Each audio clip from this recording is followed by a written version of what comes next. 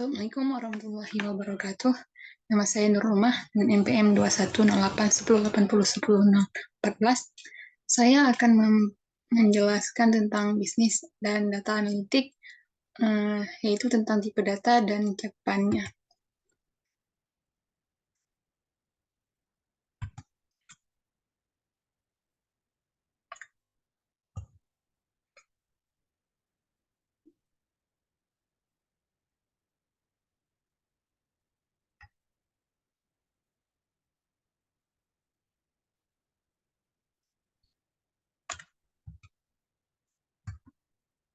Pertama, data analitik. Analitik adalah penggunaan data, teknologi informasi, analisis statistik, metode kuantitatif, dan model berbasis matematika atau komputer untuk membantu manajer memperoleh wawasan yang lebih baik tentang operasi bisnis dan membuat keputusan berdasarkan fakta. Nah, bisnis analitik merupakan bagian dari data analytics. Selanjutnya adalah tipe data yang digunakan pada data analytics.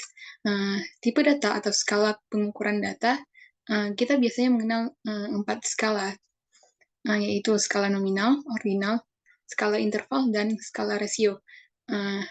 Secara umum, skala tersebut terbagi menjadi dua, yaitu data kategorikal dan data numerikal. Skala nominal dan skala ordinal termasuk ke dalam data kategorikal, sementara skala interval dan skala rasio termasuk ke dalam data numerikal. Yang pertama adalah skala nominal, merupakan tipe data atau skala pengukuran yang paling lemah di antara keempat skala pengukuran lainnya. Skala nominal membedakan data, benda, atau peristiwa yang satu dengan yang lainnya berdasarkan nama atau nomina atau predikat. Contohnya yaitu jenis kelamin, liputi perempuan dan laki-laki, nomor punggung atlet, nama pelanggan, alamat rumah, jenis sekolah, seperti swasta atau negeri. Selanjutnya adalah skala ordinal. Skala ordinal merupakan skala pengukuran yang lebih presisi dibandingkan dengan skala nominal. Skala ordinal membedakan data berdasarkan tingkatan atau peringkatnya. Secara berurut atau order. Jarak antara satu tingkatan dengan tingkatan lainnya tidak perlu sama.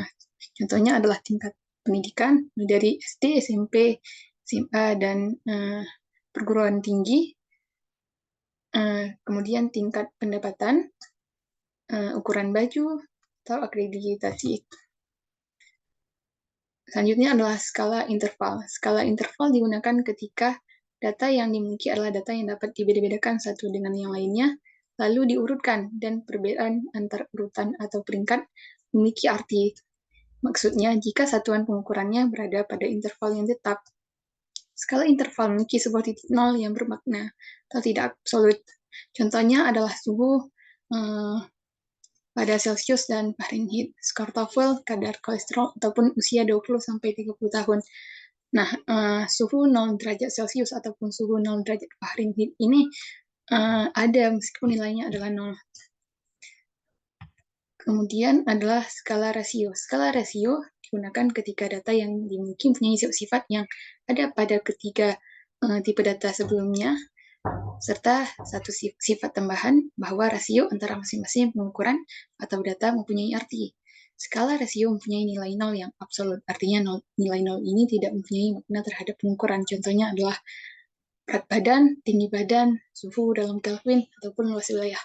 Kita tahu bahwa berat badan 0 kg ataupun berat badan ataupun tinggi badan 0 cm ini tidak ada. Selanjutnya adalah bisnis analitik. Bisnis analitik merujuk kepada keterampilan teknologi praktik untuk terus menambahkan wawasan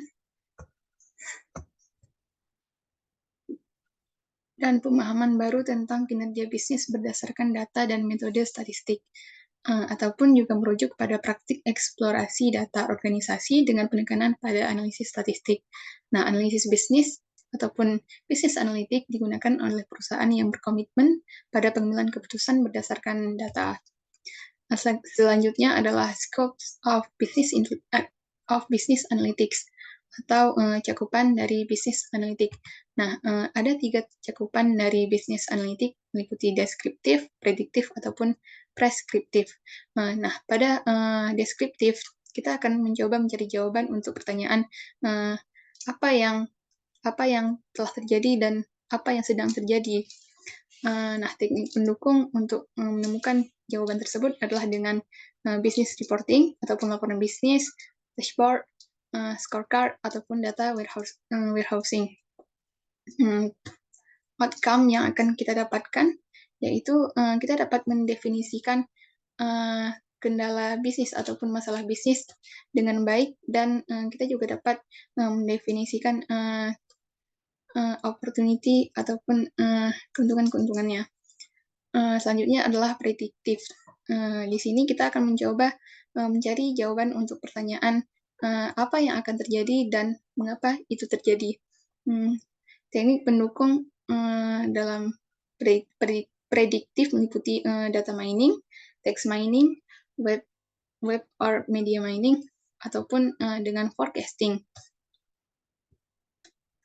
Nah, outcome yang akan kita dapatkan adalah kita dapat memprediksi apa yang akan terjadi di masa depan dan yang berhubungan dengan bisnis kita. Selanjutnya adalah preskriptif. Di sini kita akan mencoba mencari jawaban untuk pertanyaan apa yang harus kita lakukan dan mengapa kita harus melakukan itu. Di sini kita akan sangat terbantu dengan teknik pendukung seperti optimisasi, teknik simulasi, decision modeling atau pemodelan keputusan, dan expert system ataupun sistem pakar. Nah, secara singkat, di descriptive analytics, kita akan menggunakan data untuk memahami kinerja bisnis masa lalu dan saat ini, serta membuat keputusan yang tepat berdasarkan data tersebut. Selanjutnya, pada predictive analytics, kita akan memprediksi masa depan dengan memeriksa data historis, mendeteksi pola atau hubungan dalam data tersebut, dan mengekstrapolasi hubungan tersebut ke masa depan. Terakhir adalah prescriptive analytics. Di sini kita akan mengidentifikasi alternatif terbaik untuk meminimalkan atau memaksimalkan tujuan kita. Sekian presentasi dari saya. Assalamualaikum warahmatullahi wabarakatuh.